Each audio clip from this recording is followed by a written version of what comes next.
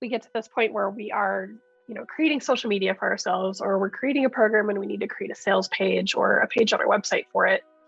And we have that moment of, I don't know what to say here, or I don't know how to really structure this. I think that's probably the most common theme, is that, most people in your program have been through PT school.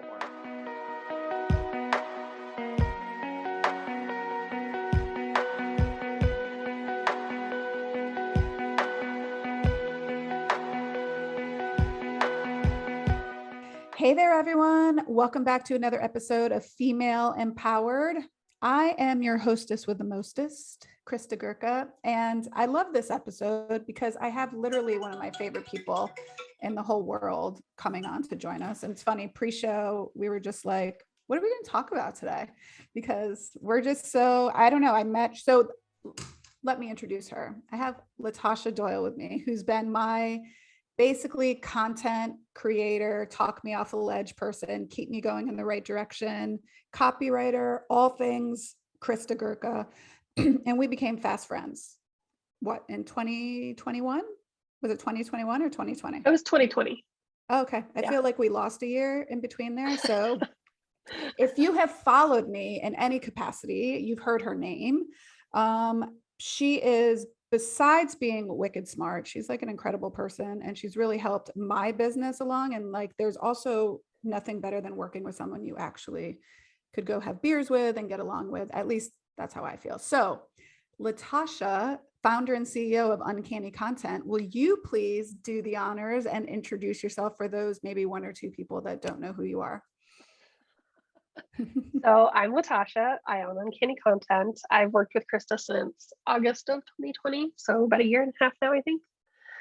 I can't do math, but basically what we do is we work with female entrepreneurs and business owners who own a brick and mortar or some sort of online business. And then they also have a side business or a second business coaching. So that's sort of our niche that we've unintentionally fallen into. And it's been quite a wild ride. It's been 6.5 years since I started. And over the last couple of years, I've just kind of been scaling the business into an agency, which is a new frontier for me. So, yeah. And we're definitely going to talk about that, because one of the things that I think all of the people I speak to, like, first of all, being a business owner is not for the faint of heart. It's pretty freaking hard. Mostly because none of us probably set out thinking we were going to own our own business. So like we're really good at our craft, but of organizing a business is a totally different thing. So I think that spreads along a lot of different industries. So I think that's really important. And Latasha and I have spoken over the last year really about like her leveling up. And, the other day, I think she sent me a Voxer that says, I want to like burn shit to the ground sometimes. I'm like, honestly, if you don't feel like that, at least like a couple times a year, you're doing it wrong. Cause like, that's really the uncomfortable part. But what we're going to start with is, so Latasha is our in-house copywriter for all of the Beyond the Movement business programs, in specifically in the higher level inner circle, which is for female business owners that are ready to grow to and through $350,000 in revenue. And what she offers, copy critiques, which are super, super helpful. And for our 2.0 members, she actually provides some copy and content support as a dedicated team member. So what are some of the things that you see us as female business owners, and myself included, when we first started working together, that as a writer, as the content specialist, I don't want to say that we do wrong, but that it's not ideal for, like, if I could equate it to movement, right? Like when I look at somebody move, I don't like to tell them that's wrong. I'm like, I could just give you a better way to do it. So what are some of the things that you've been seeing working with our business owners? Yeah, I think the biggest thing is that, like I said, we're not trained business owners, and we're also not trained marketers when we start out. So we get to this point where we are, creating social media for ourselves, or we're creating a program and we need to create a sales page or a page on our website for it. And we have that moment of, I don't know what to say here, or I don't know how to really structure this. I think that's probably the most common theme, is that, most people in your program have been through PT school, or they have all these certifications in these amazing modalities, but they don't have a business degree.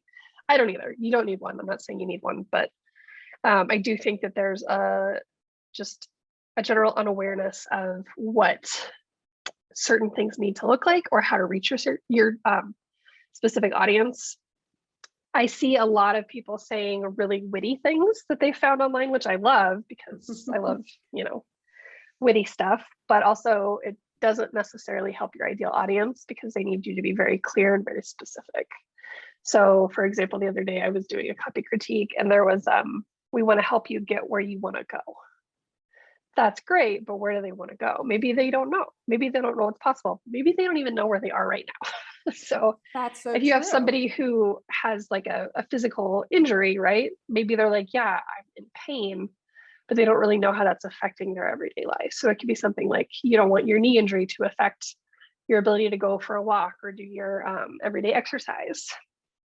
And you want to get to a point where you can run again, things like that. So just be specific as possible in your messaging, in how you help people where they're at, and then tell them where they want to go, not just infer it. Yeah, I think that's that's so the biggest true. thing. So would you think that comes from this, like, I kind of call it, I've heard it called the knowledge gap, where like it's so second nature to us that we just assume everybody knows what they're talking about? Or do you think that we're trying to more impress our, I'm doing air quotes here, our colleagues by writing good stuff, and we're forgetting that who we're trying to sell to is the actual consumer? I think it's a little bit of both. I think that especially if you are aware enough to be writing your own marketing materials, you've kind of scoped out the competition, or you've taken a course, or you've done some sort of research, and you see these other marketing materials or sales pages, or even like social media, and you think, oh wow, I love the way that sounds. And you might use that to influence your own stuff. You might use it in a different way. But I also think that y'all are too smart for your own good most of the time. Yeah. And I think that there are just things that, looking at somebody, and you're just like, oh yeah, you're not balanced here, or you have a slight, like my PT can tell me like, oh, I can tell your feet are stiff today. And I'm like, I don't know what you're talking about.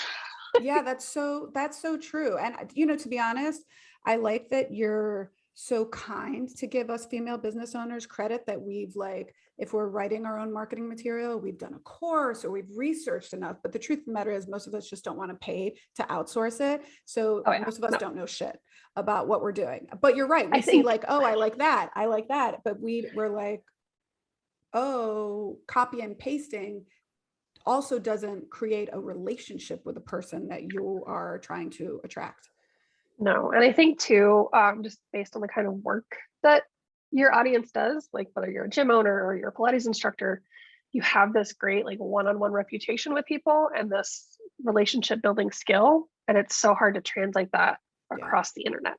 And I think that's where the disconnect happens, but I don't think it needs to be a disconnect, because I think you can talk to people the same way you would talk to them if they were in person, in your copy, in your social media. You do this really well, I think, where you're the same person, online as you are in person. And I think that says a lot about the brand and the strength of your messaging, because it doesn't change. Yeah, I hope it doesn't change. I mean, I have said this before too. Like, the greatest compliment I get is when someone says, oh, you're exactly like I thought you would be. Right. I mean, I didn't come out of the box like that. I definitely, when I first started going online, for sure, I was like, who am I supposed to be? Right. And my messaging, I think too, from the last 2 years of working together, almost, like, we've really gone from this like broad, I help women, to very specifically, like, even with the inner circle, we're like, we work specifically with females in boutique fitness and boutique physical therapy that are ready to grow beyond $350,000. Like, I think there's a couple kind of, like, I don't want to say benchmarks, but like separations where you kind of have to grow into a different person in your business. I think the 6-figure mark is one. I think 350 is another one.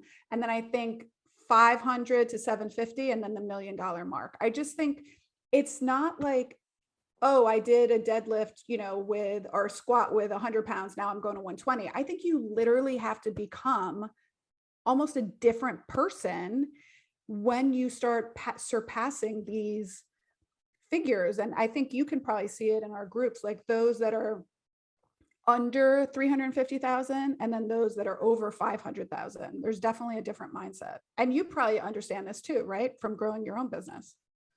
Yeah. And I think what you're saying is totally true. Like there's this evolution, even in your messaging. When you're first starting out, you're going to say like, yeah, I can help you with, XYZ. And there might be a list of 5 things that you do. And then as you grow, you're like, you know what, we really specialize in this one thing. And then you start shifting that messaging. And then it's like, you know what, we are a boutique Pilates studio that works with people with vestibular or neurological conditions. Like that's it. Perfect. Yep. No, totally. But it takes so long to get there. Like for me, when I first started my business, it was, I will literally write anything people pay me to do. And then it was like, never mind, I'm not working with dudes. And then it was, I'm not working with anybody who doesn't have a current team, like somebody else to help execute on ideas, because then it all falls back on me. And then now it's shifted to, I work with female business owners who have a brick and mortar or an online business, and then also have a coaching branch. Like that took 6 years to get to this point. So my messaging is wildly different. And I just redid my website to reflect that. And it's like the 4th time I've redone my website. Your messaging will evolve, just like your target clientele will evolve. Yeah. And I think it's okay for people to realize they can change their mind like that. Like you can say, Oh, yeah. and again, I think everyone feels that when you start business, you're literally like, I will work with anyone. You have a kid that needs therapy, you're, 80-year-old, like, cause you need money to pay the bills. Yeah. And then little by little, you gain more confidence. And you're like, you know what? I don't love working with those people. Totally. Yeah. Right. So you mentioned your PT and working with your PT. Are you comfortable kind of like being I'm going to do again, air quotes, like patient, talking about kind of like because you've been very vocal also about Marfan syndrome, because it's, you've been and also like people with disabilities and how we should be thinking inclusive in terms of our website design, in terms of our social media, and all of that stuff. So are you comfortable if I ask you a couple questions? Yeah. Like, okay, great. Shoot. Thank you. So, as a client, okay, so you're searching. Now, when you started looking up things, so Latasha has scoliosis. She's been working with a PT in her school, and she's been doing Pilates, which I love. But did you know that you had scoliosis? I did. You did know. And how did you know that you had scoliosis? A doctor told me when I was like 7. Okay. So I think this is really important for people to understand, because there are people that know they have scoliosis. There are people that somebody told them vaguely, oh, it looks like you have scoliosis. Yep. There are people that have been with a physician, like a specialist. It's like your curve is at 62 degrees and we're going to so there's a few different levels of what we would call problem aware, right? Or problem unaware. Okay. Now, did you know that there was something you could do about your scoliosis? No, doctors told me there was literally nothing to do except for surgery eventually. Exactly. Yeah. Okay. And for those of you that don't know what the surgery is for scoliosis, if you're a fitness professional, like they literally, it's called a Harrington rod. They stick a rod in your spine and then you can no longer move. So physicians nowadays are really, really trying to get away from that, unless the curvature is really severe and it could impact things like your organs, et cetera, et cetera. So we won't go down that rabbit hole. So why did you decide? So let me ask this. What kind of messaging would have resonated with you? The fact that you knew that you had scoliosis, but you didn't really know that there was something you could do about it. What kind of, would you consider that's your problem aware, but your solution unaware? Is that what we would say? Okay. And so what kind of messaging? I was closer to the problem unaware. I knew I had scoliosis. I wasn't even sure what the grade was. I just knew that I had it. Okay. Because someone told you have scoliosis. Yeah. And it was like, nothing ever was said about it. But I think the biggest thing for me was I was having horrible back pain. Like I was having back spasms daily. And I thought that it was, I'm not doing enough to work out, or like there's something wrong with my like hip and tailbone area. Like I was just convinced that something else was wrong. And The messaging that really got to me was, are you having low back pain when you stand or walk or, just everyday activities? And I was like, yeah. And then I was like, do you not get any relief from that? And I was like, no, I don't. Like, it's every day. So I think that was the biggest thing for me, is just really hitting on like my daily experience and the things that were really specific to what I was doing that was causing the pain or connected to the pain. So I think that Megan Teed, my scolio PT, she was saying, like, shout out to does it really hurt back when you are cooking? Does it really hurt you to stand still in one place? And are you having back spasms or lower back muscle pain when you lay down?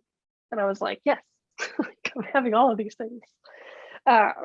And it turns out that's all due to scoliosis, which I consider myself to be a fairly medically literate person, and I had no clue.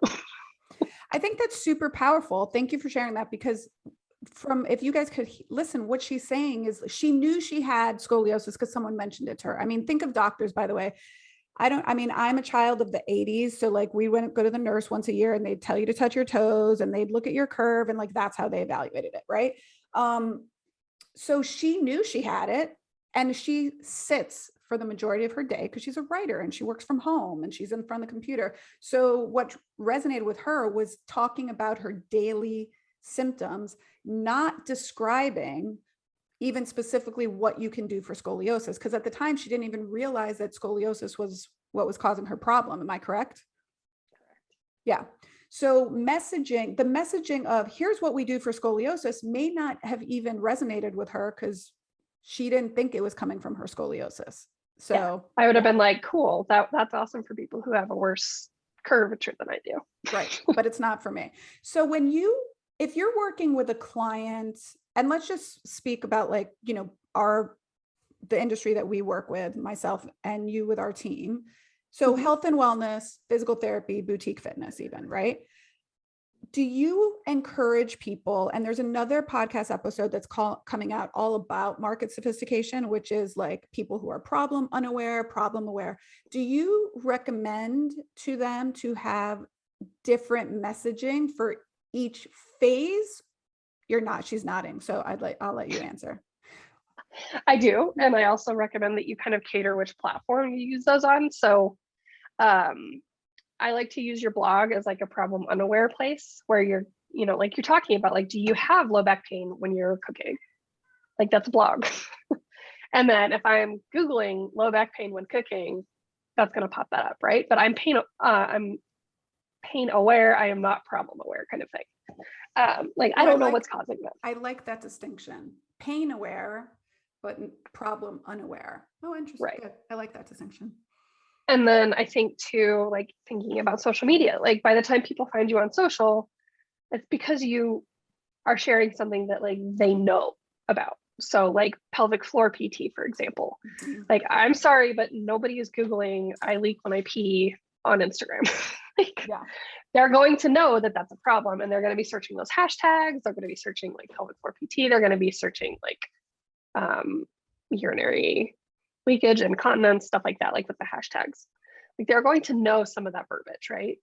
And then your email is sort of like that solution aware, like they're really like, I know that this person does what I need help with. And they're really looking at you to say like, okay, I need value-based content. Like, I need to, if you're a scolio PT, for example, like Megan sends these great emails about like what to do when you have a pain flare. And then she also reminds people like, hey, I have a group program for this. And that's the best place to like be solution aware. I still recommend doing a mix of all of it on all your different platforms, but really thinking about somebody's going to come to my website, likely pain aware, but not problem aware. Like, they're not going to know they have scoliosis, or they're not going to know they have pelvic floor dysfunction, things like that. They're going to know that I have an issue. Yeah. And kind of catering to that. But I do think that it really helps to think about that. I know that it's really overwhelming to like think about all the content you have to create. So thinking about how you can create one piece of content and make it for people who are solution aware, people who are pain aware, people who are problem aware. It just makes it a lot easier to like churn that out and kind of hit all the messaging points that you need to. Yeah. And you read my mind. That's because we are literally share the same brain. I was going to talk into that because now I was like, oh, people listening might be like, I don't freaking have the time to do 17 different pieces of content. And by the way, people, nor do I. Ain't nobody got time for that. If you're doing this 17 unique ways, like no wonder you're not getting anywhere in your business. Nobody has time. Yeah. So Latasha has been instrumental in helping me repurpose my content. So let's talk about that a little bit, because I think that's one of the most overwhelming things people see. And when they see that I put out a lot of content, let me just tell you, people, the only thing I do is talk into this microphone. And that is the end of that. So I will say, let's talk about my process, and then maybe for people that don't have a podcast, how we can do that. So what would you call it? Like masterpiece of content is the podcast, or is that like I call it the cornerstone. I call it the cornerstone. I love it. My cornerstone is my podcast, right? And so do you want to kind of go through like how we decide on kind of what our topics are and then how we repurpose from there? Yeah. So this is for the coaching side of the business specifically. We go through and we say, okay, so for the month of March and April, what are we doing? Like, what are we promoting? We have, a masterclass coming up. We've been promoting that. So all of our topics kind of cater to that. And we kind of go through and prompt out those topics. And then you go through and you kind of outline, give your brain juice there a little bit.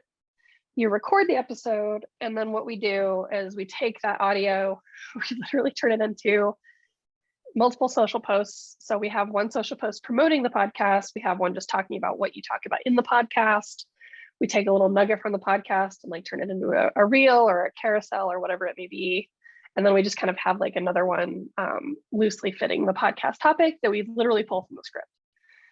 And then we create blogs from the script, like literally turn the script into a blog. It's not hard. And then we do an email that's basically just like a short and sweet email saying, hey, here's this the weekly podcast. Click here to listen to it. And from there, we literally have like 7 or 8 pieces of content. Mm-hmm. And you always turn them into reels and like it just goes on from there. But the whole idea, like that cornerstone piece of content literally turns into like this little web of all these different pieces of content. You can pull out one line from that podcast and turn it into a graphic. Like it doesn't have to be, oh, I did this podcast and list out all the things you said in it. It can just be a quick nugget. You don't even have to mention the podcast. Yeah, totally. And you want me to talk about for people who don't have a podcast? Yeah. So like we have some people in the group that's one of their biggest things too. How do I repurpose this content? Because it's just taking a lot of time for the owner to do it. Yeah. Besides the fact that the owners, this is one thing I'll say to owners, you have to let it go. Delegate. You have to let it go, because the number one thing is you will nitpick until you're freaking blue in the face, because it's not. So the whole idea, people are like, well, it's just easier if I do it myself. No, it's not. The whole idea is to teach someone else how to do it so you no longer have to. So I'm just going to say, Latasha's going to give you this perfect example, but you have to be okay with just putting it out, trusting the process, and realizing that it is freeing up your time. Okay. So for those people that a lot of people in our groups don't have podcasts, we have a few that do, but they don't. And so they're like, well, I don't have a cornerstone piece of content. So like, let's give some examples for those people. You absolutely do have a cornerstone piece of content if you're creating content. So I have one client who she is like ride or die for her newsletter list. That's her cornerstone piece of content. Every week we put out this really meaty newsletter. It is, here's what I'm talking about this week. Here's where I'm going to be online this week. Here's its resources that I have for you. And it's like, everybody loves it. They gobble it up. But then from there, we take all those little nuggets that she shared in the newsletter, send them over to social. Mm-hmm. She doesn't want to write blogs. She's one of those people that like doesn't want to write blogs. So it's literally email and social for her. And then I've also talked her into creating little, like micro podcasts from her emails. So, but those are like 3-minute audios. Like they're not long at all. But we take little nuggets from the email, like, okay, this is what I'm talking about this week. That's caption. Oh, here's a great resource I found for you. That's caption. And we tag the people so that it gets shared, kind of thing. and it gets disseminated into probably 5 or 6 pieces of social media content from there. And then down the road, I convince her to do the podcast. But then there are people who maybe you have a weekly video exercise that you record for people. So you can create that video, put it into your Facebook group. That's a piece of content. You can split that video up into a few like 10-second clips, share it on carousels on Instagram and say, hey, join my free Facebook group. Send them an email and say you can get the full video over here in my free Facebook group. Like there's so many ways that you can just take that one piece of content and just have, you can even have a team. Like you can have one of your other PTs or one of your instructors. People are willing to help you do this stuff. And people actually really like social. So if you're one of those people that hate social, get, your Gen Z instructor to do it. Totally. I love that stuff. Yeah. I'm thinking too now for Pete, like the way I'm thinking kind of what we do in Pilates in the Grove is like, say you don't have a podcast, which is fine. I get that. You could go on IG Live now or Facebook Live and talk about like, talk about scoliosis, like just say, hey, I had this great patient in here. She's been suffering from scoliosis for a while. What we really found was XYZ. You can just talk. By the way, it doesn't matter if anyone shows up live. What you're doing is just creating the content. And then from that, they can pull the video, they can chop it up into little audiograms. You can pull quotes from that. We also do an Instagram Live, like once a month, a class that's like IG and Facebook Live. Hardly anybody comes, but it doesn't matter. We record it and then we chop up little 1-minute increments and do exactly like you said. We'll put them on a story or we'll put them on our Instagram feed or Facebook and say, hey, by the way, or in our newsletter, here's a little 1-minute blurb. You want the full video? Like subscribe to our YouTube channel, just little things like that. And for people that are like, oh, how the hell do I do all of that? Like, let's focus on just one thing at a time. Yep. So when you work with clients and they're new to you, right? You're learning about them and they have nothing. They're just like all over the place. Yeah. How do you help them decide which platform they should maybe go all in on first? I asked them what their goals are. So if their goals are, I want to get more leads from Instagram, then okay, we focus on Instagram. Usually when that happens, I hear, but I hate Instagram. Right. Okay, so let's not focus there. Like that's like, if you physically hate a certain platform, do not do it. Some people hate blogging. They're like, this is so dumb. Nobody reads this. Okay, I will argue with you till the cows come home, but we don't have to focus there first. Where do you want to focus? Some people are like, you know what? I just really like recording a quick 5-minute exercise video. Okay, well, that's YouTube. Like we can turn that into YouTube and we can pay a video editor $10 a video off of Fiverr to have them resize it. And you can use that video on Instagram and on Facebook, and you can have it saved to like a private library on your YouTube so that people have to give their email to get access to it. Yep. Like there are so many ways to do that. But really asking yourself like what your goals are. If your goal is to grow your email list so you can sell more into your packages, how can you get more people into your email list? Yeah. It's going to be, gaining some piece of content. I would always recommend for like fitness studio owners, exercise videos are always huge. If you're a nutritionist, like a free nutrition guide, things like that.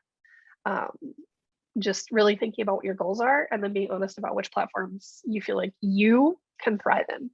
Because if you're just starting out, odds are you're doing it yourself. And I don't want you to like bash your head against a wall trying to force something that's just not going to come naturally to you. Yeah. And I think YouTube is a great place for people in the fitness and healthcare industry because first of all, YouTube is like the second best search engine. Google's first, then YouTube. And if you think about it, when you Google something, like because I was asking everyone about LastPass the other day, but the other day I was like, I Googled, how do I use LastPass? And by the way, if you're like, what the hell is LastPass? It's a great platform that helps you store all your passwords so that you can give them to people without actually giving them their password. But I couldn't figure out how to actually use it. So I was trying to resource it on my own, but everything that came up were YouTube videos. So again, YouTube is phenomenal. So from a healthcare and wellness perspective, people are looking for like home exercises for back pain. Where are they going to go? YouTube, right? And then again, maybe if you're like, but I have a brick and mortar, if they don't come to Cleveland. Well, first of all, there's telehealth, number one. Second of all, if you have some sort of online membership or subscription, you can do that. Third, maybe they know somebody in that area. Maybe they're going to be visiting there at some point, so you have to think of it in terms of a long game, not like you're going to put a video up there and within 30 days, you're going to have like a shit ton of clients. Yeah. The long game. And I think too, there's so many women in your program who have local studios, right? Like they have a physical location, but they're still creating content that goes across the internet. Like, the interwebs. Yes, some of it is like, hey, here's where we're located, or hey, we're doing this event in, so-and-so city. Like you have Pilates on the Wharf or whatever.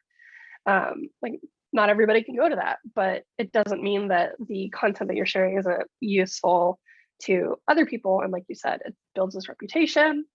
And the more people see your content, it's called third party influence, I think. But the more people that engage with your content on social media, the more people go to your website, that builds your SEO. So Google is like, wait, there's a lot of traffic coming to the site. It doesn't necessarily, like, if somebody follows you on Instagram, it doesn't automatically boost your SEO. But if they find you, they go to your website, that's traffic. So people are saying like, oh, there's this third party source directing a lot of traffic to this. This page is about this. And then Google's like, oh, wait, so we want to actually talk about Pilates in the Grove now because people are actually going to the site. It's a reputable site. So all of those factors do influence how you show up in Google as well. So yeah. And that was, Latasha did a great training for our group that was an SEO training, which I believe is up on our store. If you visit kristagurka.com/store. I don't remember if we turned it into a podcast. I don't think so. We have an SEO podcast, but we didn't talk about all of the things that I talked about in the training. Yeah. So the training is awesome. She does talk about that, like the little spiders and how Google works in the background. So she's absolutely right. Like they search. She's laughing because I'm making funny things with my hands. But yeah, they go to YouTube. And then someone mentioned to me even the other day that Pinterest is like right behind YouTube. So even though we're service providers and people think like, well, how would Pinterest help? It's not like you have to go all in on Pinterest, but it's the same thing Latasha just said. If you have a page and you have a board and you have a couple videos on there, listen, I've been spending a crap load of time, wasting time on Pinterest, looking at RV makeovers, because that's going to be my next thing where I'm going to make over an Airstream and go traveling across the country. But again, it's like third parties keep coming to your website and it just is good for SEO, right? Yeah. Yeah. Yep. So let's talk about just being a female in business. All right. So let's talk about how you have felt over the last year. And if you want to talk about like the mastermind that you joined and what made you decide you wanted to join in the mastermind and kind of like what that journey has been like for you. Yeah. I mean, when I started my business, I literally wrote a blog because when you start a business, you hear all these things about like, oh, get to 6 figures and blah, blah, blah. And I wrote this blog about how I never wanted to be a 6-figure business owner because I was like, I don't want that stress. I am here to do this. Like I can log in at 8 a.m. and be done by 2 o'clock and I'm done. It's great. And it's a really cute blog because I was so dumb. But over the last, I've been doing this for 6.5 years. So I would say over the last 3 years, I started to realize oh crap, I can't do this all by myself.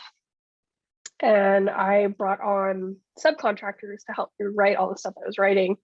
Can I ask you why you thought you couldn't do it? Like what got you to the point that you were like, I can't do this all by myself? I was working probably 60-hour weeks and I'm an Enneagram 1, if anybody knows Enneagram. And I don't like being late. So if I'm late on something, it is the end of the world. And I was like, my clients are going to fire me and I'm not serving them well. And this is unfair to them. And I just had a meltdown. So I was like, I need help. And I had just happened to have a conversation with somebody that I know here in Denver who was looking for freelance work. So I was like, hey, help me out. And she's actually going to be my first employee. So it's like, I've built this relationship with people and over the last few years, it's grown to where I have a team of 7 writers, I think. Awesome. like dedicated, frequent projects. But I just knew that I needed help. And then as I got help, I was like, I'm not qualified to be leading these people. I was just like, I don't know what the hell I'm doing. I was a project management mess. It's really And hard this is to coming delegate. from someone who is super organized. You are super organized. I am. So and you still when I was struggle busing. Yeah. And it just felt like I was asking people to do things for my business and for my clients, and I wasn't really giving them the why. I wasn't really directing them well. I wasn't really giving feedback well. And it turned into this, like, suddenly I'm not just writing stuff for people, I'm leading a business. And that was like one of the weirdest light bulb moments of my life.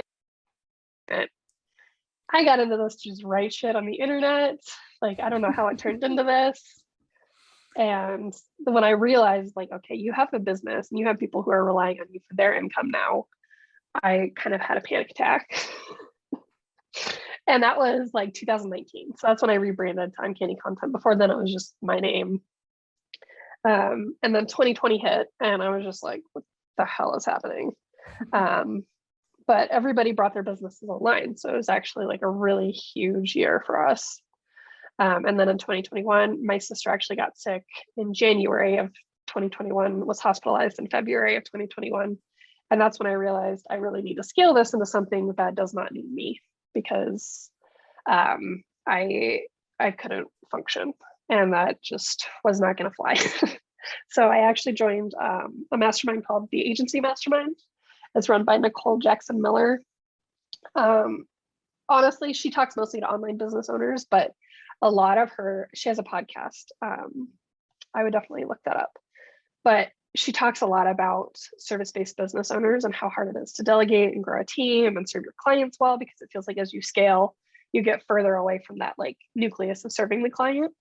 And that's my biggest thing, is I didn't want to lose what I had built with my clients. Like, I didn't want to lose the quality. I didn't want to lose the relationships. And she talks a lot about that. And that really, in terms of messaging, really hit home for me. So because I was like, this is exactly it. Like, this is my problem.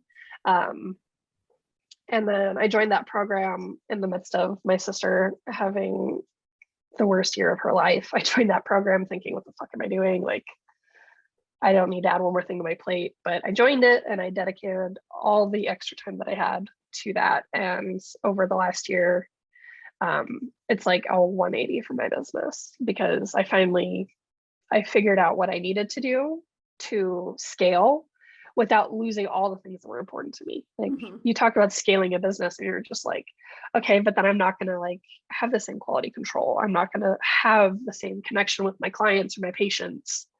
I haven't lost any of that, I don't think. You could tell me if I did. No, but, not at all. At least not, I can speak from my experience. Yeah.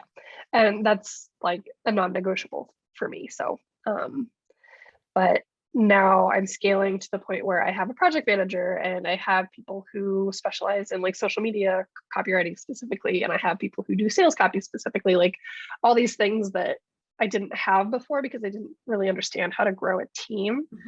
And then also the leadership element has been really huge. Like, I did not know how to direct a team. Sometimes I feel like I still don't. I'm raising my hand, by the way. Myself too. Me too. But I think that if you really want to scale your business, I think the best thing you can do is invest in your own skill set and your own awareness and your own leadership, because like, I still want to burn it down some days. Yeah, but I think you're doing it. Yeah, you think it's right. I think it's stressful. It is stressful, but if you're not having those moments, then you're not growing, because those moments are usually the times where like you have to put out a fire and you have to troubleshoot. And if you're not doing those things, you're just coasting, which if people reach the point, but I think you're very similar to I am, like, I don't know. We all say like this is where we want to go, but I don't know that we'll ever be truly, and yeah, you're laughing too. Like, I don't know that we'll ever be truly satisfied. I think when we get there and we feel super comfortable, we're going to be like, what's the next up level? Right. And I think and the other thing I think that is really telling in listening to you talk about that, you hit every kind of like transition business owners have to go through. So you do it all by yourself first, right? So you're the technician, you're doing the sales, the marketing, growing clients, doing the product itself, delivering that. Then you get to the point that you're like, holy shit, I'm literally going to break in half. Because you're really good at what you do. So you're so good that the business literally almost breaks or breaks you in the process. So then you're like, I need to get help, right? So you start bringing people on, which is a huge thing, right? Mindset wise. And then also, well, who the hell do I bring on that's going to do it like me? Yeah. Right. So now you start bringing people on. Then you get to the next stage where you're like, okay, I cannot have my thumbprint on everything, because now it really is like, if God forbid something happens with what happened with your sister, which I know was really, really a challenging time for you, you have to say to yourself, I need to pull myself out. And not the funny thing, I don't think it's funny, but I had that same issue where I had a really, something happened with my son, and it was like February of 2019. And I really needed to kind of pull myself out of the business too. And it was one of those things that I was like, this has to be able to happen so that if this ever happens again, I can be prepared for it, right? Because when something happens to your family, like, you just need to be there. That's what I believe. So now you're going to like, okay, now I really have to figure out how to scale. And you recognized much sooner than I did that you needed to up level your leadership skills. Because it took me several years and me looking in the mirror and being like, it's not me, it's them. It's not me, it's them. It's not me, it's them. Until literally I was finally like, no, I think it's me. I think it's me. I think it's me. And now I know it was me. And now we've set up systems, which I'm not saying is easy, but we've set up systems that have allowed me to really step back and focus more on like the coaching business and being a visionary and consulting, and also leaning into what we're really good at and what we like to do. Like, I don't necessarily like making graphics, so let somebody else do that. I love being collaborative with you about the copy, but I don't necessarily want to sit down and transcribe my podcast, right? So like, do the things that are really good at. How has that been for you leveling up into a leader? Like, what were some of the things that were challenging for you? Because I think a lot of women listening to this will agree with you. I think the biggest thing for me was just that feeling of like, I never got into this to be a leader. Yeah. I really didn't. But life is funny sometimes, and you land somewhere and you're just like, holy shit, this is where we're at. And I think too, if you're really ambitious, you see, like, I see what this business could be.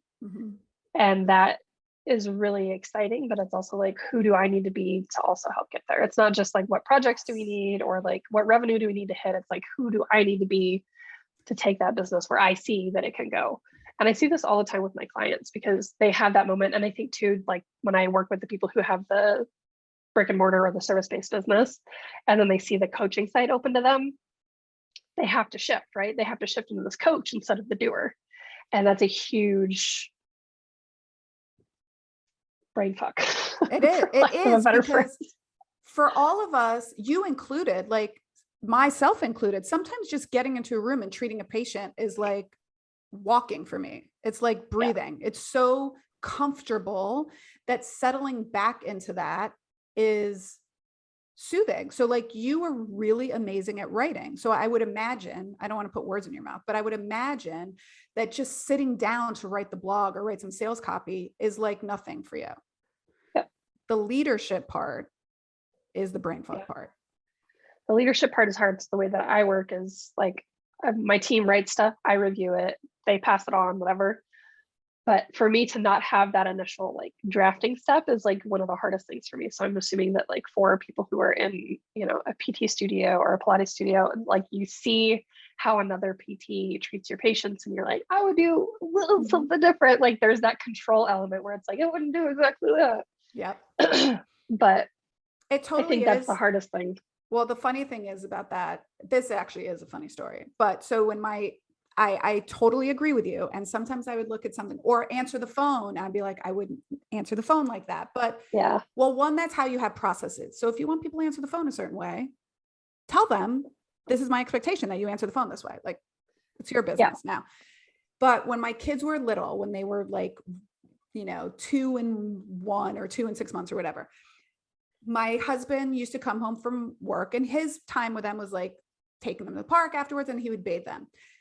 He would bathe my kids like they were freaking dogs in the bathtub. Like the way he would scrub them, I would be like, and he would do, I don't know, this is so weird, but like I shampoo my hair first and then soap myself. Like, I don't know, it's like a weird thing. But so like he would soap them first and then like do it backwards in an order. And one day I was standing by the room and I was like, no, and my mom pulled me aside and she was like, what are you doing? I'm like, no, but he's not doing it right. And she's like, are they getting clean? Yeah, but they're laughing. They're having fun. What does it matter? Go sit down on the couch and watch TV. Like as long as the work is getting done. And so the job was to bathe them and spend time with them. It was getting done. He wasn't sitting in there pretending like they were in the bath and not bathing them. Like that's a different story. But if the patient is happy, if the teacher has a full class and doesn't teach exactly how you would do it, but the clients are happy, then it's successful. And you have to then take a step back. And this is where we were talking about, you have to delegate when you're repurposing and you're having somebody help you, you have to let go, unless it's something really like there's grammatical errors or like, that's not even your video in there. That's a different story. But the consumer doesn't necessarily, and the end result's the same. My coach had us do an exercise about like what's non-negotiable, like what is absolutely non-negotiable in your delivery and what is flexible. So for me, it's, the structure of the document, the way the document is, dropped, the voice of the document in line with the clients. But for, what you do, it could be, are your classes full? Are, the people leaving really great reviews for your classes? And what's a like, right? And it's like you start on time and end on time. That could be a non-negotiable. You have to start your session on time. You have to end it on time. That's a non-negotiable. What you do in the middle, I'm okay. Right. And I think that helps because I know so many people, female business owners specifically, we have to bust our ass. Like most of you have kids, you have families, you have other activities, responsibilities, but you bust your ass for what you do. And I think that just being able to like say, these are the standards I have set, and if you don't meet them, bye.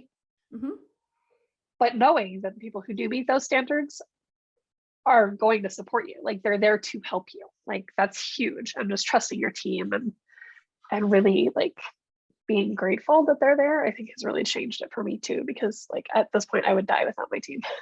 I feel the same way. I feel the same way about you being on my team. I feel the same way about my team at Pilates in the Grove. Like it wasn't easy to get here. Definitely wasn't easy from a personal perspective, I have to say. But I also have to listen to what they say. Like I have to be open. They're the ones that spend time with the clients all the time, right? Like I have to be open that if you say to me, hey, I think this messaging, what we are seeing in the engagement on social media, this is really working very well.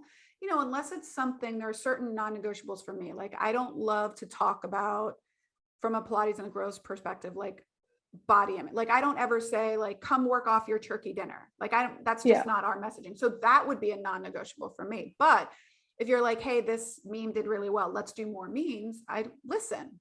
You have to be open to listening to your team, because stifling like conversation and collaboration is the first way to like put a dead hard stop on innovation. And if you're not innovating and growing, like you're going backwards. Yeah. So first I would like to say, like, what have you enjoyed? One more question, and then I want you to tell everyone where they can find you besides the inner circle. What has been some of your, like, what's been your experience working with women in the inner circle, the Beyond the Movement inner circle mastermind? It's been great. I think that the most exciting part for me is that they're all kind of at this space where like they built this business, they have a steady clientele, they're obviously they want more, they want to grow more, but they've built this business to the point where it's at now, and then they're kind of seeing what's possible. And I think working with you, they see what's possible with like Pilates in the Grove, and I can tell that that's really inspiring to them. And then for them to say, hey, here's what I want to do, or I have this new program I want to create, it's just really cool to be able to see like all the things that they see can really help them grow, and then kind of helping them move those pieces together, and just giving them feedback and support, I think is the coolest thing. But it's just really inspiring for me to see like women that are creating businesses that support themselves and help their communities and stuff like powerful. that. It's just It's cool. super powerful. And that was great. Like at the retreat that we had in Miami, which we will be having another one this year, to have you guys come down and be in person. And Yeah. I think it's also great for the women in the group, like that are my colleagues, PTs, Pilates studio owners, yoga studio owners, to see like in you and Kristen and Sarah, who's our VA, like you are also female business owners. You also go through the same mindset challenges. You're growing something yourself, and to all be able to support each other like in that role, even though our industries are different, I think is really powerful. And most of the women in the inner circle, what we are trying to get them to do is do what you're doing. Step away from client facing hours and more delegating. It doesn't mean that we're going to step away from client facing hours entirely. Like I still go in the studio 1 day a week. I teach. I covered all this week. So I was in for 3 days teaching and treating, but I choose to do that, right? So I can step back in when needed. So what we're trying to do for the inner circle people is really get them. And I think that's where you've also been super helpful, not just in your copy and content help, but you're doing the same thing. Sarah, who's our VA, who she's growing her agency, she's doing the same thing. So we're kind of all on this journey together where we're just saying, let's get you from 40-hour a week client care. Let's just get you to 30. So if you're at 30, let's get you to 20, right? And if you are happy at 20, you can stay there. If you want to go down, let's get you to 10. And that's without cutting your paycheck, keeping your paycheck the same, but just removing yourself from, client facing hours so that you can have more of the visionary, delegating role in the business, it's really nice to get to that point. Yeah, it is. Super exciting. So if you're interested in having Latasha be part of a dedicated member, we will be launching the Inner Circle sometime in March, I think, in the Inner Circle registration. I don't even know what day it is. It's February 17th at the time of this recording. She is an active member in our Inner Circle and our group coaching programs, but you don't have to be a member to get access to her. Tell everyone where they can find you. And even if you don't want to work with Latasha, please go follow her on Instagram, because first of all, the stuff she writes, she gives really great tips on how to improve your copy. She's like a no nonsense, shoot from the hip person, which is probably why we're fast friends. And she's just really funny. So let's just do it. So where can they find you? So you can find me on Instagram at Uncanny Content. And then you can also find me online at uncannycontent.co, no M. And that's it. That's where I live. Will link it up in the show notes because my team will do that. That's the beauty of this podcast. And I'm sure she's also, like I said, if you want to visit kristagurka.com/store, I believe her SEO training is up there. And if you want to see, if you want to look at the type of work she does, check me out on Instagram at Krista Gurka. Check Pilates in the Grove out at Pilates in the Grove. She does my emails and sales copy and website copy and social copy and all of the content and copy. So she's an amazing part of the team. I don't give out compliments lightly, and bringing you on my team was definitely one of the top 3 decisions I've made in my business. And I'm super happy. Thanks. All right, people. Until next time, thank you so much for listening, and thank you so much for staying till the end. I do appreciate it.